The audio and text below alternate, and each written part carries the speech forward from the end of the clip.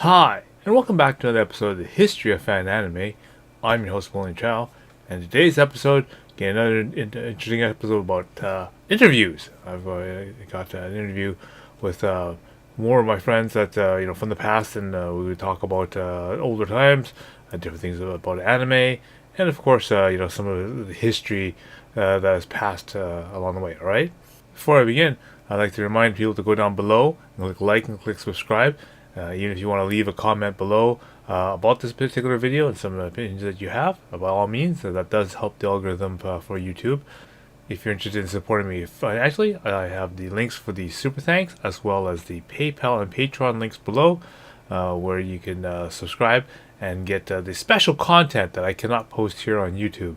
Again, there's a list with the link below of all the various different episodes I have for the History of Fan Anime, as well as the extra episodes that are available to the subscribers. And then it covers a lot of the content that, again, just YouTube just won't allow me to talk about. So, again, all that the extra content is there. All right.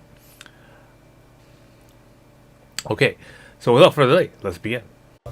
Well, back then I was, my brother bought his own car, so I inherited the family car. It was a four-door Toyota Camry. Wonderful memories with that car. She bit the big one when her engine block cracked, and just too expensive, so it's time to buy another car at that point. But we would, whatever vehicle we had, and the nice thing about the group was we weren't prejudiced at what you drove as a statement. Like, there were some guys who had a BMW, Daryl. And then Derek, Derek was driving like a brand spanking new Honda Accord. It didn't matter what car you had. It's like, hey, yeah, anime, yeah, oh, let's talk about this. Cool, okay. And, we went down there, and Yauhan opened up. We went out, and we go like, oh yeah, there's a bookstore here. So we went in, and I would say, now I was working, I worked at Future Shop at the time as a bench tech, is I would blow away 95% of my paycheck when I walked in that store. Oh, yeah. and the surrounding malls. So me being the explorer, we would stay there, but it's just my personality is I like to find new things. Or B, I would, not to boast, is I was always advanced recon. Hey guys, there's a garage kit store here. Hey guys, there's a game store that sells this, and this. Hey, there's an anime store in the back of this store which doesn't look like anything. It's right there. And everybody would just share information.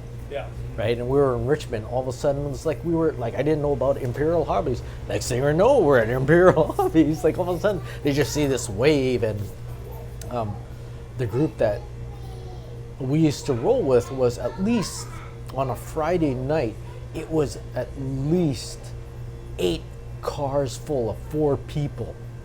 And when we would roll in, it was literally roll in. It was like, okay, it's like they get this, when you go to a store, usually, and I noticed this, it's very rare to see it, is a group of friends is like 5 or 6 people maximum. But when we would roll in, holy crap, it would be 25 to 45 people in one shot. It grabs stores' attentions really quick. And I mean really quick. It's like all these guys are together. It's like, oh crap. And then they kind of get suspicious. They think we're going to shoplift. Then next thing you know, we're all holding this stuff and dumping it on the counter. You go like, okay, they're buying. And then they see us next week and they go, oh, it's right. Hey, how's it going? Right? And they go like, oh, okay. Is it books? Is it... I would say it was art books, the actual soundtrack, CDs, the actual physical media of that show, right? I wanted to get Laserdisc. Well, I started off with VHS, and then I invested in a Laserdisc player because Laserdisc wasn't popular here in North America. And the only problem with magnetic tapes is when it goes through customs, they hit it with a very strong, X-ray machine, and that would knock off your particles and make it look like this was brand new. Holy crap, it looks like it's ran through several times and people have watched it. And you flip open the lid, it is a brand new tape, but the X-rays destroyed it. It's knocked off like particles, and you can see the picture quality drop. So I go like this, okay, so what won't affect that? And I go like, optical. Optical won't, but what's the disadvantage about optical? Well, if they drop it and break it, well, then your disc is broken. Yeah. So you have to take extra insurance just in case. And, it always cost an arm and a leg just for one friggin' LD. Yeah. Like, even though it was, say, like 5,000 yen. So if we're doing, 1-to-1, well, the yen is now shifted over back to what it was almost in the 90s, was whatever it says, you move the decimal place over 2 places, and 5,000 is $50. So $50 for an LD. But if you were to buy it and from, say, a store, and a majority of times, like I would order it from stateside, from Nikaku, Animart, and by the time it came up with UPS and everything added in, it would be 2.5 times the price of the stupid original Double, thing. triple, yeah. It's like, excuse me, but we would buy it. Yeah, you'd buy it. And then of course, me being me, I did airbrush, so I started looking like, well, I had some, some anime magazines before I subscribed to that. It's like, garage kits. You're like, wow, you gotta put them together, and then you spray paint them. As I was looking at that at, what is it, Japan Hobby, that magazine. Yeah. And I go like, oh yeah, and then I picked up a couple of garage kits, and the funny thing is I still have 2 garage kits back from the 90s that I have not put together or airbrushed. Yeah. And they're still there. Yeah. Safely say that I've got I know I have a Morgan unboxed, and there was another one, but to get a garage kit, and that was at Parker Place, the only one place you could get it when I found it by fluke. They were Taiwanese, now they're gone.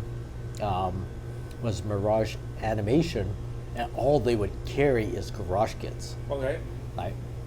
Which brings back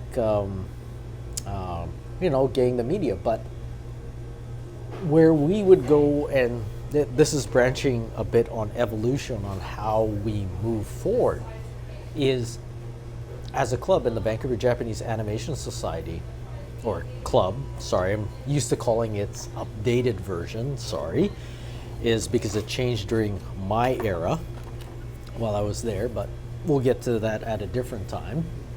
But it was, when we went to the meetings, is we would do ad distribution, and you could take ads from from the store and drop it off at your favorite store, because you understood that, hey, these guys go to different stores. Hey, I can get more people coming to the club. So we didn't, how should we say, you didn't have to canvas this to us. We just did it. I would say it was like a religion. You didn't have to do anything because we're already converts, and we were just spreading the word to get bigger. Yeah.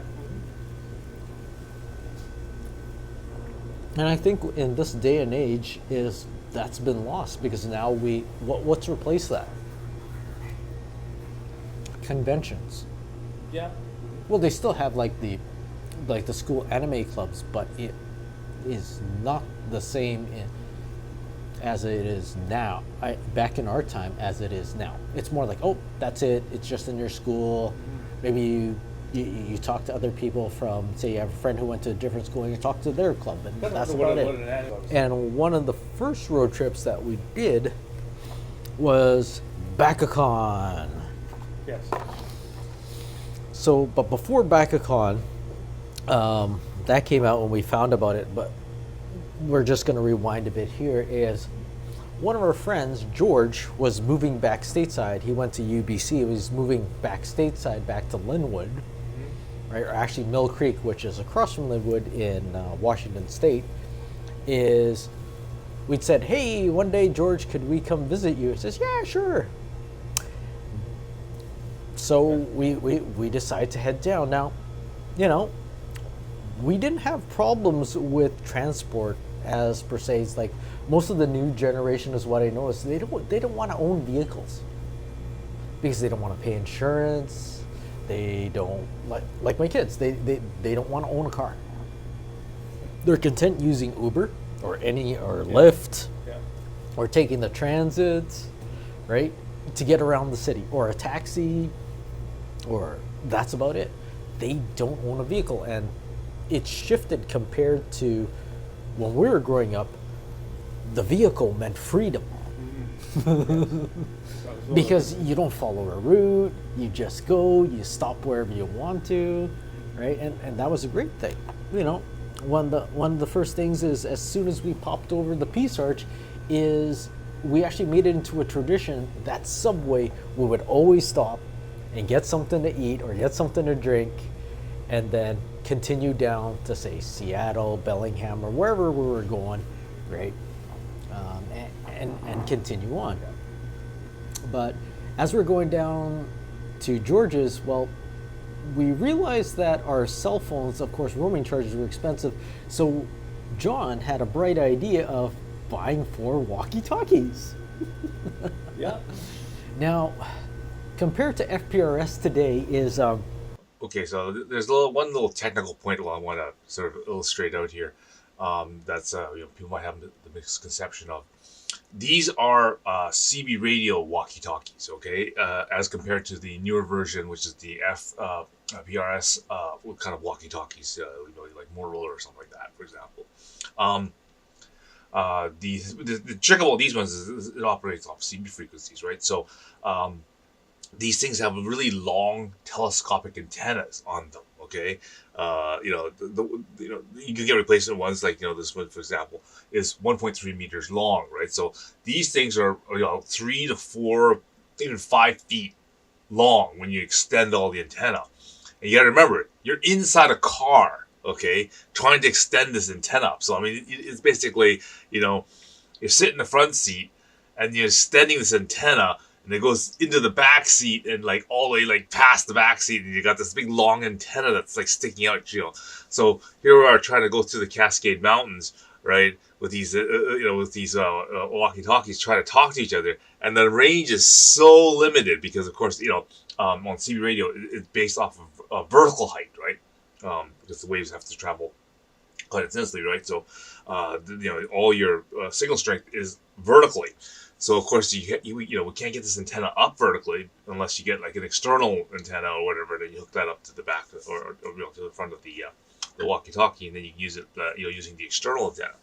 But again, we didn't have that. We didn't have the forethought to do that. So again, this is one of those learning things that using technology that, man, it's really hard to communicate with from car to car without cell phone, and then without any sort of wireless sort of ability like a CB radio or FPRS, right? And again, FPRS didn't exist at this point.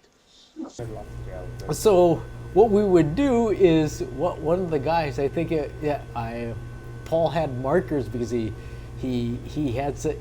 was just like, why'd you bring your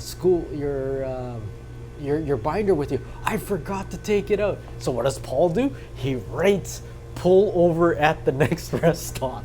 And he slaps it to the back of my window because I'm the lead car. So I'll pull in. All 8 cars pull in.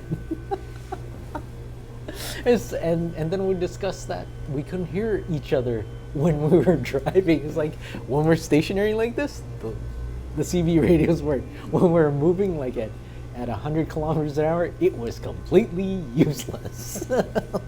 It was basically like a big boat anchor or a decoration that you had.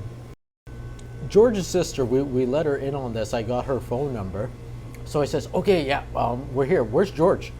Is he at home? No, he's not at home. Okay. So we decided to chill out at Round Table Pizza. So we're chilling out at Round Table Pizza, waiting for George, and then his sister phones me up. Of course, I'm paying roaming charges. I didn't care at that point. I says, okay, he's home. Okay, good. Okay, we're coming up. So we told her to get him to answer the door. George never looks through the small crack on the window of his house ever. He just opens the door. So you never knew if somebody with a shotgun would house snap him and everything else and just jump on him, right?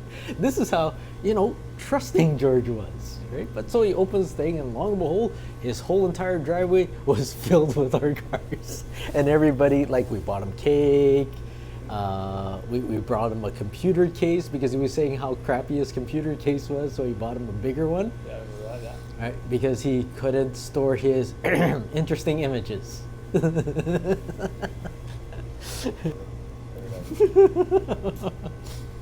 But you gotta forget. And then he was the very first guy, and I remember this before he moved back down. He was the only guy who picked up the Sega Saturn before you did. You came after, but George was I think George converted you to buy the Sega Saturn. Yes. Well, yeah. He gave me his PCFX. But yeah. But he was a big fan of. Well, actually, most of even Matt was a big fan of the Sega Saturn because he was a really big fan of like Virtual Fighter and that kind of stuff. But George was a bigger buff on Virtual Fighter. Yeah. And which character did George like? Sarah. So we also, at the store, we all pooled our points together, and we were like, well, yeah, can we pool points together? Well, you can't do that. Or if it's, well, there's one thing that George will probably like, and he's like, what thing that will George? And you didn't even know about this, is we slapped it on the counter and go like this. This, Sarah? Yeah. He'll go gaga over that. So he always leaves his car unlocked. I did my research, and while he was unwrapping his case, I snuck into the garage and opened his door and put it on, where the car flat visor is, so you don't get blinded by the light. Stuck it on his driver's side, and we had Sarah facing forward. So then came to cutting his cake. That was a nightmare. The boy had no life skills. Yes, he had no life skills. That's right. The best description on that is, imagine a person who doesn't count how many people are there and just starts cutting a cake. So you're cutting a piece of a piece of a piece, and you're destroying the piece that you're cutting in order to make it there. And a couple of the guys says, just cut it. We'll just cut it in threes and just eat it that way. Don't do what you're doing the way you're cutting. Say if you're cutting in four, that's the way he was cutting it. He was just, and he kept going smaller and smaller and smaller. He's just destroying the sucker. He would, he got to the car, he saw it, and we thought he'd be, majorly embarrassed. He goes like, all right, I always wanted that. And go like, he was eyeing it. He just didn't have the courage to buy it off you. Well, I was like, where'd you guys get that? Well, store, of course. What do you think? We used our points. Everybody did. Everybody chipped in. And that was, the community it was, right? It's not only the people who came down. There were some people that couldn't come down because they were minors and their parents wouldn't approve for them to cross the border. So it was in spirit. Like, I would have to say that's not common these days. No. Right? It's that camaraderie that, that spans generations. Your citizenship. Yeah. That's it. That's all you needed. You just need a driver's license or citizenship, 1 to 2. Even your care card worked. Mm-hmm. Yeah. And you just cruise right across. Yeah, you just cruise right across. It was a much simpler time. Mm-hmm. Sure. So I hope you found that really interesting. And I always find it really interesting, to go and talk to some of the old people, because they always bring up stories that I sort of sometimes forget, or I don't quite have the exact wording sometimes, because I don't want to say something in regards to in about someone's story, when they can say it properly themselves, because I might get some details wrong or whatever. So it's always better that you get the information straight from them, as well as it's they always have some different perspective that maybe I just kind of forgot about, because so much time has passed. Sometimes I tend to forget them. So it's always good to to have a good conversation about that. Again, I will be doing more of them, so stay tuned for that, alright? So, until next time, I will see you again.